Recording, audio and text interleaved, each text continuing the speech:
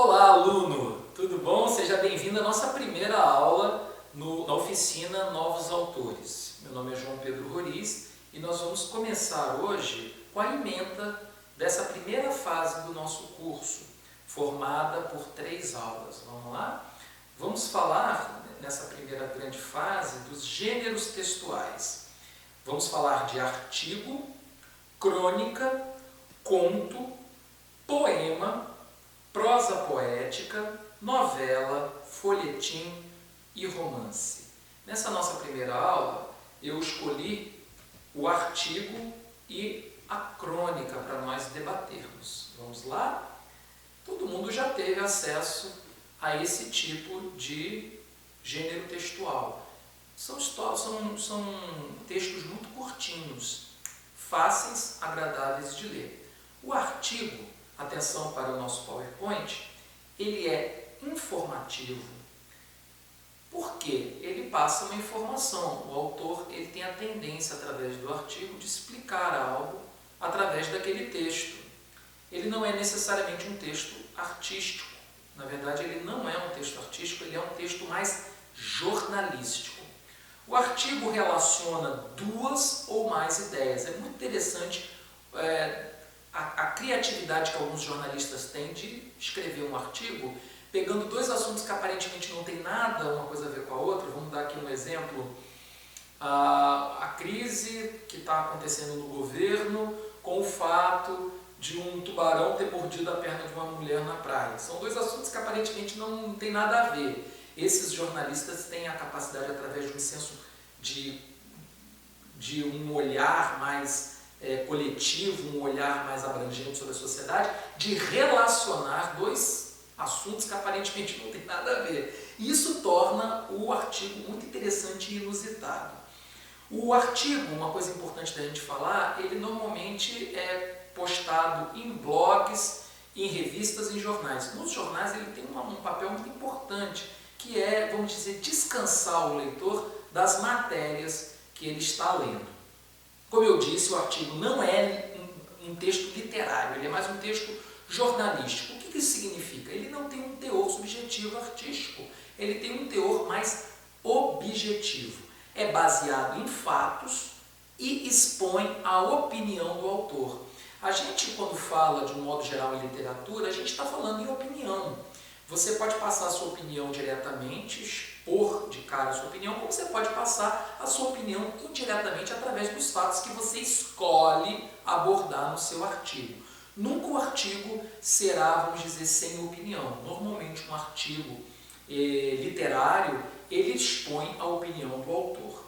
Ele é narrativo em primeira pessoa. O que significa? Aquele que narra, na verdade, está descrevendo os fatos que ele viu, ouviu, ou aquilo que ele imagina que venha a ser a partir das tendências que ele está observando no dia a dia. Vou dar um exemplo. Você vai falar sobre o universo econômico, social daqui a 20 anos, baseado naquilo que você está vendo hoje em dia. Mas não se esqueça que você não deve se utilizar da ficção no artigo. No artigo você tem que se basear em fatos reais, tudo bem? Como eu disse, ele é objetivo. O artigo nunca é subjetivo. A objetividade é quando você traz fatos ocorrentes que você vivenciou ou que foi relatado, reportado até você.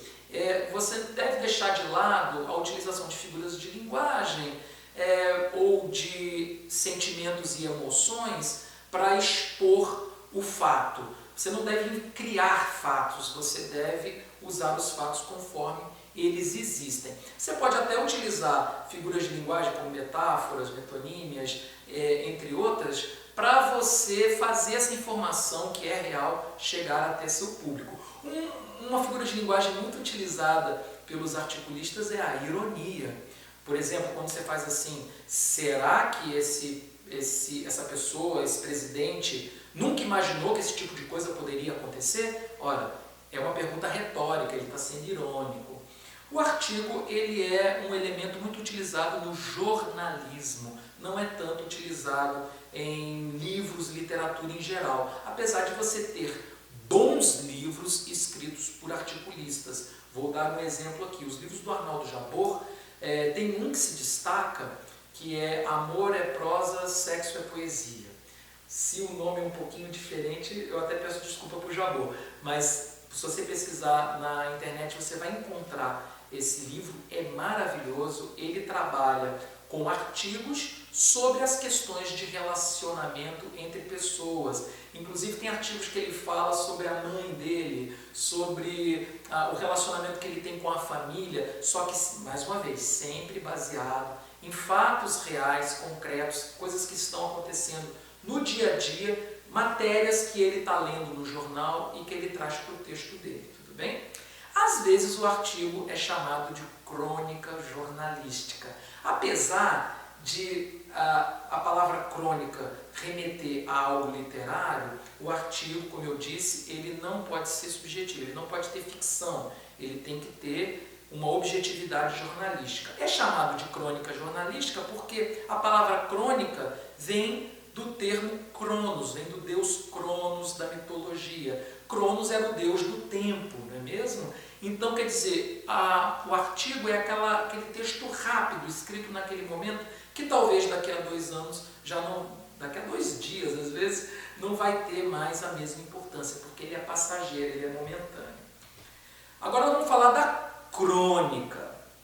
A crônica já é um texto literário, criativo, tá? Então já está no campo das artes, não mais no campo do jornalismo. A crônica expõe um objeto no tempo. O que isso significa? Você dá foco a uma situação, ou um objeto, ou uma vivência específica.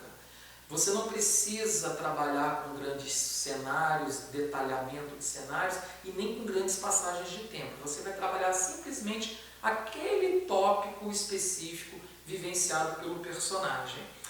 A crônica aborda uma experiência, uma situação vivencial naquele momento ali que tem um fundamento, que tem uma importância para o mundo. Ou seja, não é qualquer fato, mas assim, um fato que você destaca, coloca na lupa e dá importância. É interessante que os cronistas, de um modo geral, eles têm o talento de transformar pequenas experiências em algo extremamente importante. Por exemplo, Machado de Assis vai fazer uma crônica sobre a cadeira de balanço que a avó dele costumava usar. Então ele cria toda uma história em torno da cadeira de balanço e torna um fato aparentemente frugal, né, em algo extremamente importante e interessante, porque você se vê no texto do Machado de Assis. Olha, eu já estou falando de um texto que cria um espelho, que cria uma relação com o leitor de forma mais artística, percebe? A crônica remete a uma situação passageira, mais uma vez a questão do Cronos. Crônica, Cronos, tempo. Então é uma situação vivenciada naquele momento. Passou o momento, acabou a crônica, perfeito? No Brasil é apresentada de forma bem humorada. Ora, quem nunca leu as crônicas maravilhosas do nosso querido Veríssimo, né? Procurem as Histórias da Vida Privada, a Comédia da Vida Privada, é um livro maravilhoso com mais de 100 crônicas, onde ele fala de um universo neurótico do ser humano e da vida dentro de casa que você se vê o tempo todo nas crônicas dele. É muito bom. Às vezes ele mistura um pouco crônica com conto, mas ele mesmo já falou que não tem problema, que ele não está aqui para dar aula de literatura para ninguém. Ele está aqui para agradar as pessoas. Mas a maioria do material que ele produz é formado por crônicas. Outro cronista que eu acho genial, que eu sugiro a vocês, é o Mário Prata. O Mário Prata tem crônicas do dia a dia, de situações que aconteceu, que ele pega aquele 5% de verdade que aconteceu com ele e cria os outros 95% de ficção. Então ele exagera aquelas histórias e se torna muito divertida, muito engraçada. É uma singularidade do povo brasileiro gostar de crônicas bem-humoradas. Eu particularmente sou fã. A crônica expõe uma singularidade, algo extraordinário e momentâneo, sem passagem de tempo. Quando eu falo sem passagem de tempo, fica parecendo até que a pessoa fica falando só da mesma coisa. Não é isso não, tá? existe evidentemente que alguma passagem de tempo, mas não existe, vamos dizer assim, mudança de cenário assim extremamente aguçada, assim, extremamente forte. Não existe mudança de tempo assim absurdamente evidente. É o que a gente chama, não existem evoluções solares, ou seja, não existem dias que viram semanas, que viram meses, que viram anos. Não necessariamente você tem que utilizar esses elementos no seu texto. A crônica, principalmente, porque ela é momentânea, é aquela situação, naquele momento, e depois que passa, passou, e acabou a crônica, tudo bem? Reflete a opinião do autor. Como eu falei inicialmente, todo texto, ele de certo modo mostra uma particularidade do autor. Mesmo quando ele não se coloca na história, mesmo quando ele cria um eu lírico, um personagem diferente para vivenciar aquelas situações, vocês já vão aprender sobre isso, mas ele está sempre de alguma maneira explicitando o que ele pensa sobre o mundo. A literatura ela é autoral, porque ela parte do pressuposto de que você é autoridade sobre aquilo que você produz. Daí vem a palavra autor, vem da palavra autoridade. A crônica deixa muito evidente a opinião do autor sobre aquele fato, sobre aquela experiência, sobre aquela singularidade. A crônica é focada no personagem central, isso é muito importante, gente. Não se cria núcleos, não se cria conjuntos de outros personagens participantes. Você tem aquele personagem central, que é o protagonista da crônica, e você tem, claro, algumas intervenções de alguns outros personagens, mas o foco é na experiência daquele personagem. Pode ser o próprio autor, ou pode ser um personagem que ele está narrando, ou pode ser um narrador em primeira pessoa contando algo que aconteceu com ele, não importa. Mas é a situação focada naquele personagem central. Por último, a crônica, diferentemente do artigo, que é objetivo, pautado em fatos, sem invenção criativa, a crônica, por sua vez, não. Ela é subjetiva, ela é criativa, ela já tem ali o elemento artístico que você brinca com a realidade. Você não precisa falar de coisas que de fato aconteceram, você pode pegar, se inspirar em alguma coisa que de fato aconteceu e criar em cima, tornar aquilo possível para o seu leitor. Bom, gente, essa foi a nossa primeira aula, espero que vocês tenham gostado. Sejam bem-vindos, vocês que estão começando agora na nossa oficina, no nosso curso de novos autores.